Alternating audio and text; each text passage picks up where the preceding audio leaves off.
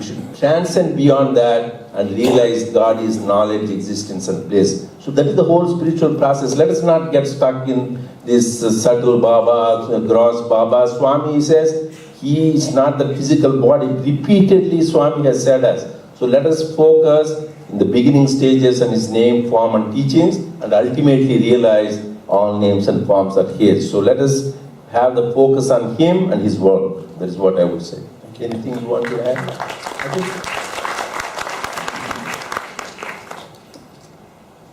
Many of my friends have written to me about this episode in Budanahali as well as in Singapore.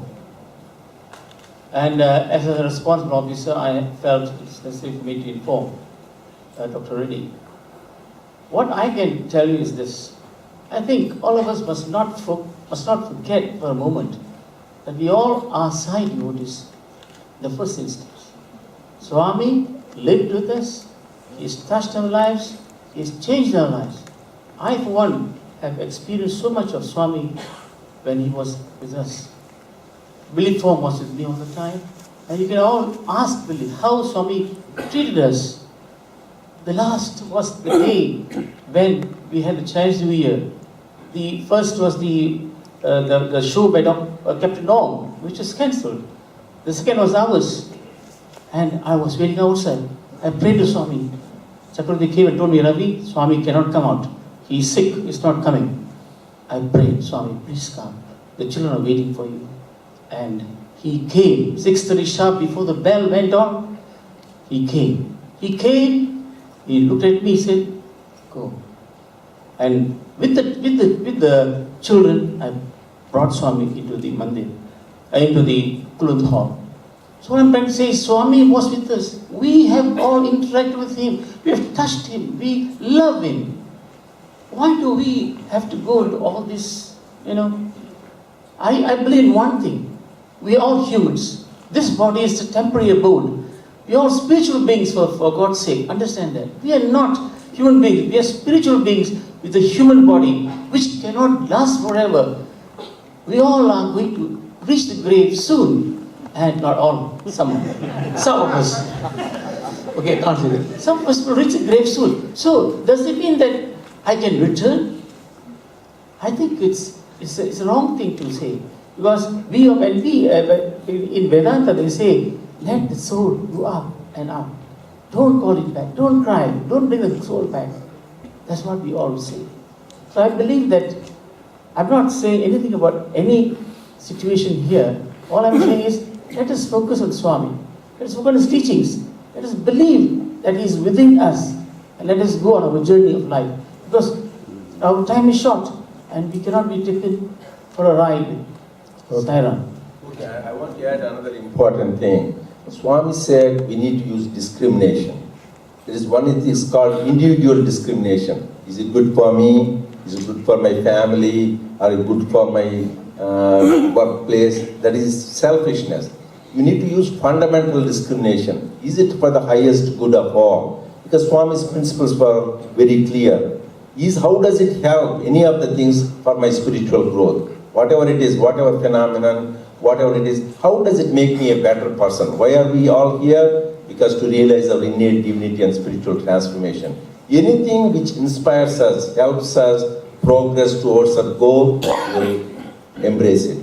Anything which detracts us from the goal, we need to avoid it. Each one of us, we are all grown up, so each one of us to do this self-introspection, self-analysis. How is it going to help me in my spiritual transformation, leading to the goal of self-realization? If something helps, let it be so that it helps you, please proceed. But for me, with my experience, having experienced Swami's love and teachings, things are very, goal is clear. Self-realization, and how do you do it? Dive deep into Swami's teachings and practices. That is why Swami was very clear. I don't want Vyakti Prachara, but I want Tattva Prachara. He says, you don't need to talk about me, who I am, who is Swami. Talk about my teachings, Tattva, the ultimate. That is the one which takes us to the goal. Let us not be caught up in these mundane things, forgetting the highest, which is He has come to teach us. I just want to say one humorous incident in the. You just reminded me. As I was leaving the room, I said, Swami, can you put your hand on my head? I was on the ground. Put your hand on my head. He said, what for? Swami, I will get enlightenment. Then Swami said, hey, enlightenment is not business transaction for me to give and for you to take. You have to earn it, he said. So it boils down to whatever the tuition teacher is, finally it is us who must sit at the examination hall. We must sit in the examination and pass. And the examination resolves on how we are solving our issues, how we are making our mind quieten, how we are connecting. That tapas we must do ourselves, regardless of which teacher is coming and which teacher is going. If you are not prepared to do the tapas and keep on hopping teachers, that is why one of the pointers in the love Swami said, one must develop single pointedness and not go on guru hopping and guru shopping. This is there in the text in what which is not what Dr. Reddy has said. Very important point. That is why even Lord Krishna says, Vyavasayatmika buddhi ekehe purunandana. Bahushaka anantascha buddhayo avyavasayana. Cultured mind or the civilized mind is one-pointed, whatever they do. Bahushaka anantascha, they jump into this, jump into that. So that is the uncultured. So just as let us have that one-pointed focus and go march towards the goal. So this is a burning question. It's a kind of a question that we must get answered. Today we learn that truth is always true and permanent. So first question, is heaven true? Is there a place called heaven? And now this is a question, okay, this is a burning one. Will we find dogs in heaven? So I have no experience, Doctor. The best one to answer is you. You are young. If you have any experience, going there. Okay, so let me tell you what great master said. All these things, heaven, actually Swami himself said in a poem, he said, there is a beautiful Telugu poem, so I was trying to translate in myself. Tana kopame, tana shatru, tana shantame, tana kuraksha daya chuttambo, tana santoshame, tana swargamu, tana dukkhame narakamu. This says, just being happy itself is heaven, and being sorrowful is hell. Heaven and hell is there nowhere else, that right now and here. If you are joyful and blissful, that is heaven. If you are really miserable, that itself is hell. My mother used to say, go to your intensive care unit, that itself is hell.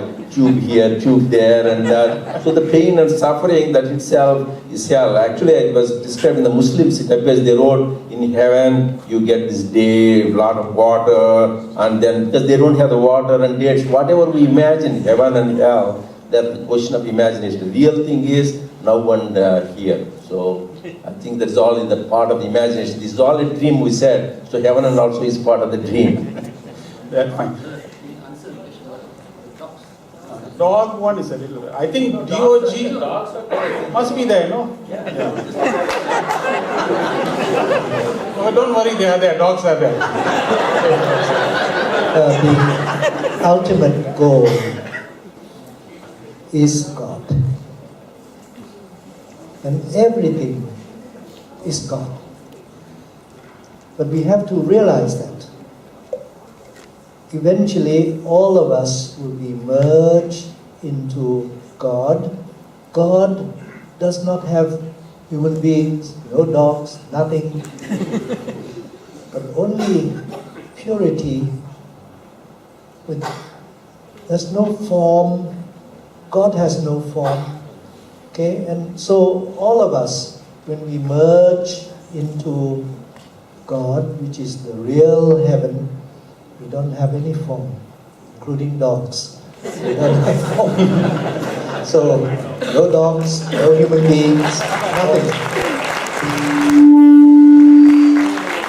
This is a question, this is just a suggestion for the next zonal conference that we will have. There's a suggestion is that the next time when we're having bhajans, then it might be appropriate if you also include singers from different countries. So we have multilingual, multi-language bhajans.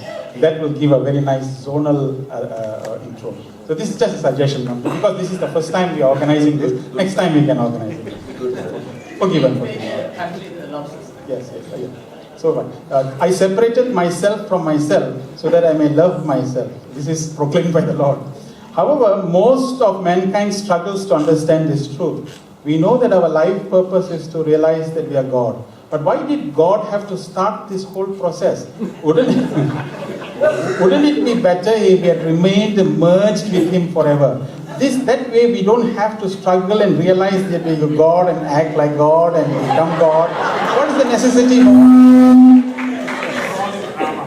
Just remain with Him, the whole problem is solved. What do you all say?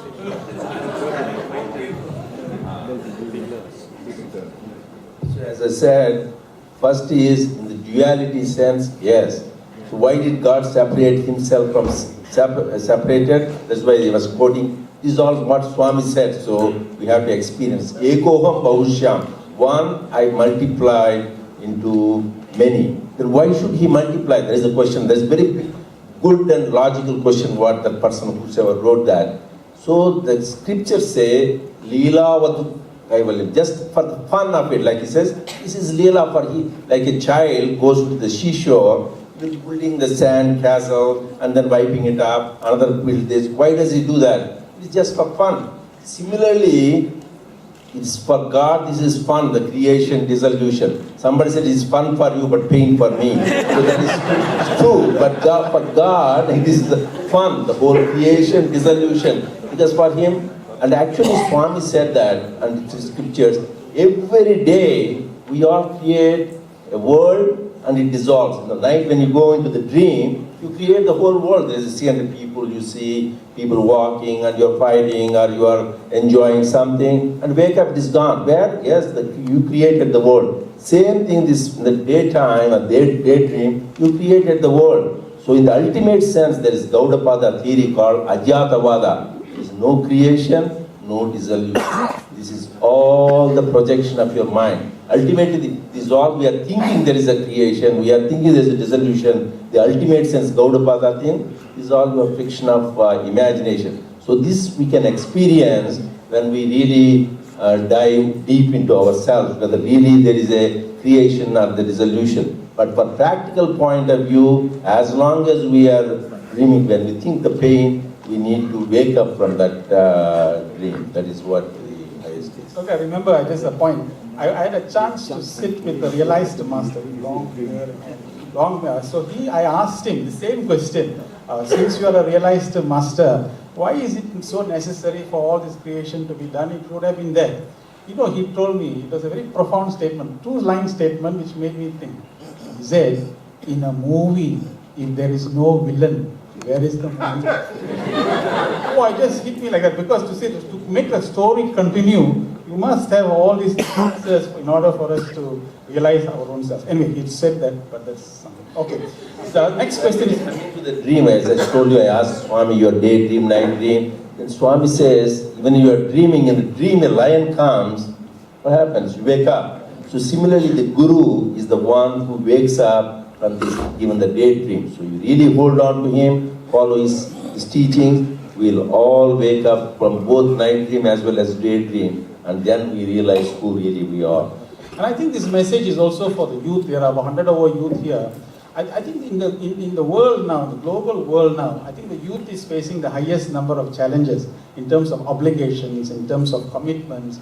Therefore, even for the practice of spirituality, you'll find there's a challenge in finding time. So the youth here who have spent 2-3 days with us itself should be congratulated, because they have taken leave and they are here with us. As far as we are concerned, the youth is the life wire of the organization, or the present to the future. So the role is that they should play a greater role in getting connected to themselves so that they can attract more and more youth to experience this love that Swami gives.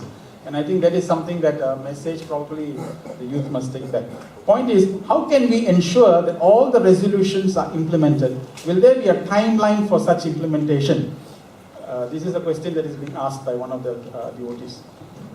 Yes, we should have timelines. I believe in that. The ultimate timeline is still we have God realization. That is spiritual. But when it comes to an organizational matters, in the duality level, yes, for any work to be done, we need to have a goal and the outline of the work, and we should have timeline. Like you are all part of business people, you are doing work in corporations and everything has timeline. Similarly, Like for example, I told you we had created the International Disaster Relief Committee about a year and 2 months ago. Then we had a timeline. So when will we develop the disaster relief guidelines? We had 6 months. Then when will you develop the disaster relief website? We had 3 months. Similarly, whatever we do now, we have ID committee, we are revamping the whole website. And same thing with Sathya Sai Universe. Everything, if you want to achieve, we need to have a timeline, not a deadline. So we have timeline and we need to implement and follow it. So by the answer to your question, yes. Number one is whenever you make a resolution, it has no meaning if you don't implement. Very good. The whole purpose is to implement. The second point is, will there be an internal zonal cooperation to help each other to implement this resolution? I think we're meeting tonight To form the committee, all the central coordinators and presidents of councils. Please meet up with Suresh and we'll have a short meeting about this. No, I think he's meeting with you, Doctor. I know. We are just assisting you. You tell me where the place is. Okay. How will all resolutions be made at this zone be blended with the resolution of other zones? So he's talking about interzonal. Okay, let me address that. So that is the whole purpose. I was talking about we need to know each other because something inspiring like what they did, transformation in Australia, Zone 3, and I heard you adopted in Malaysia, it was benefited. Same thing, the worksheets, Suresh and Malaysia people prepared regarding love and service, it was so nice. I shared it with some other people who are doing the pre-world conference in Dubai and also in the Europe. So anything we have, we are now a small world. That is why we are all connected and we all have one goal, to serve Swami and spread his message. So what is happening in one place, we should connect it. That is why we should have interzonal thing. That is why international website. We put all of them in the international website. Please visit sathyaSai.org. Please, how many people visit that and how often do you visit? Does everybody know sathyaSai.org? Yeah, few people, this is better. And what about Sathya Sai Universe? How many people?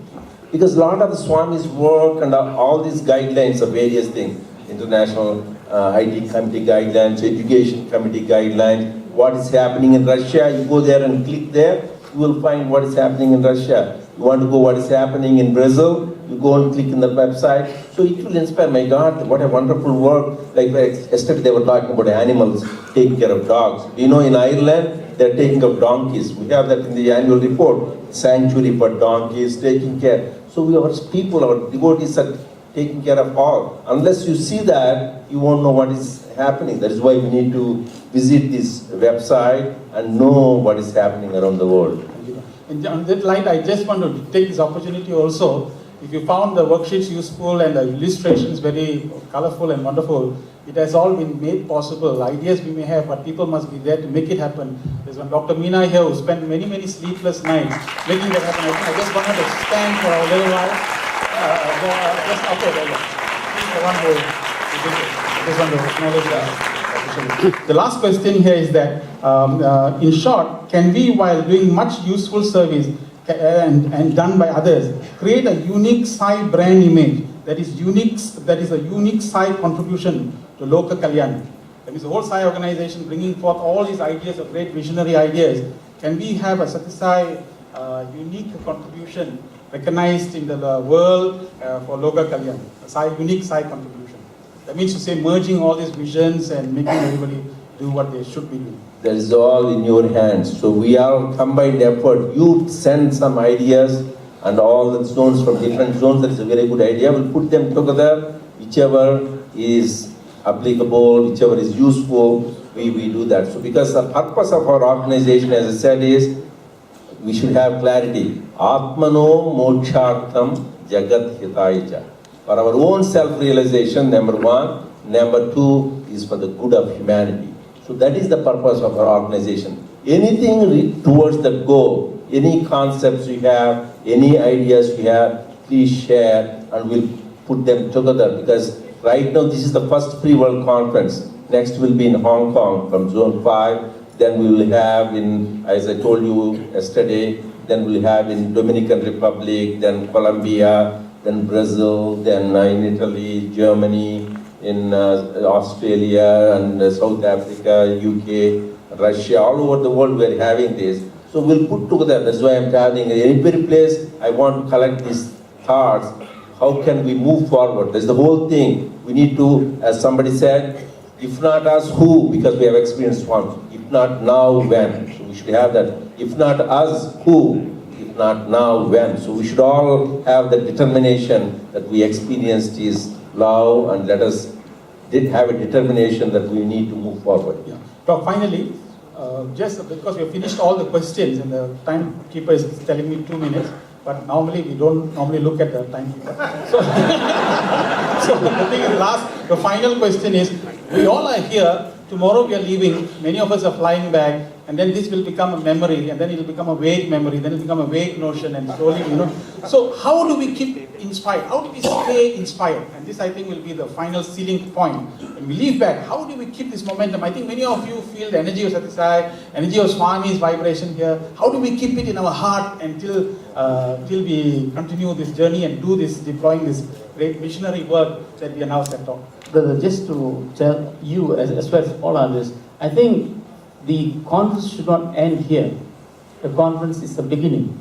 And it's your responsibility to take this back home, to your centers, to your countries, and experiment this and practice whatever we have shown here, so that you will develop that love within you. And through love, service will be carried by you. And in that way, you will transform yourself. That is the message I think I can give you. Because this should not end here. And don't forget, we are having the World Conference in November. By that time, I would like to see many of you there. Because there will be more activities, more of these things being shown out there. You must come. And you can't say, oh, I attended the